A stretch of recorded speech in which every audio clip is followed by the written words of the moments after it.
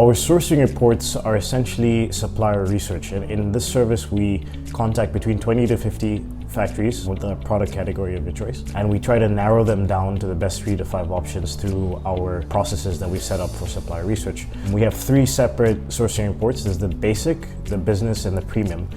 The basic essentially involves 1 product category, business is 3 product categories, and the premium one is 5. Within the final reports, we detail the factory's information, pricing options.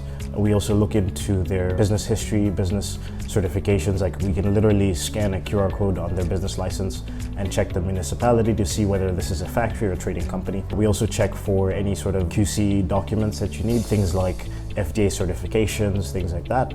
And we also give a breakdown of what we think of the factories. So we say these are the best 3 to 5 factories from the ones that we've spoken to, and this is the best, second best, third best, etc.